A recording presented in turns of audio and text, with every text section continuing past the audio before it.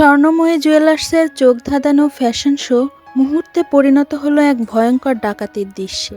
চোখের সামনে লুট হয়ে গেল বসু পরিবারের সম্মান আর সারা জীবনের অর্জন। আসুন জেনে নিন এই ভয়ঙ্কর ঘটনার আদ্যোপান্ত। পারুলের উপস্থাপনায় বসু পরিবারের স্বর্ণময়ী জুয়েলার্স এর নতুন কালেকশন শো খুব সফলভাবে এগোচ্ছিল। পরিবারের নারীরা যখন র্যাম্পে হাঁটছিল তখন বসু পরিবারে খুশির বন্যা। কিন্তু এই খুশি বেশিক্ষণ স্থায়ী হয়নি। নেপথ্যে সংযুক্তা সেন আগেই পারুলকে হুমকি দিয়েছিল যে এই অনুষ্ঠানে সে কোনোভাবেই সফল হতে দেবে না। শোয়ের মাঝখানেই হঠাৎ বিকট গুলির শব্দে চারিদিকে আতঙ্ক ছড়িয়ে পড়ে। একদল সশস্ত্র ডাকাত ভেন্যুতে প্রবেশ করে উপস্থিত সবাইকে জিম্মি করে ফেলে।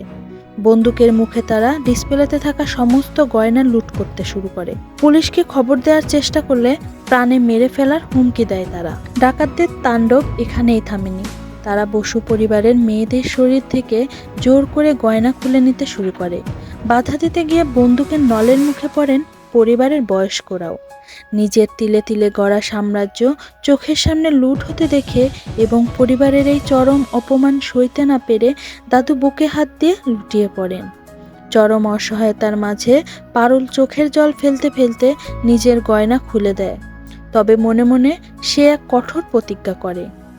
এরই মাঝে বাইরে পুলিশের সাইরেন বেজে ওঠে। ডাকাতরা জিম্মিদের ঢাল বানিয়ে গাড়িতে করে পালানোর চেষ্টা করে, কিন্তু পুলিশের তৎপরতা এবং রায়ান ও পরিবারের অন্যান্যদের সাহসিকতায় ডাকাতরা ধরা পড়ে যায়। সবশেষে পারুল সরাসরি সংযুক্তা সেনের মুখোমুখি হয়। পারুল জানিয়ে দেয় যে সে খুব ভালো করেই জানে এই ডাকাতের মূল মাস্টারমাইন্ড সংযুক্তা নিজেই। দাদুর গায়ে হাত তোলার এবং বসু পরিবারের এই চরম অপমানের কড়া হিসাব সে কড়াই গন্ডায় চুকিয়ে নেবে বলে সংযুক্তাকে চূড়ান্ত সাবধানবাণী দিয়ে দেয় পারুল।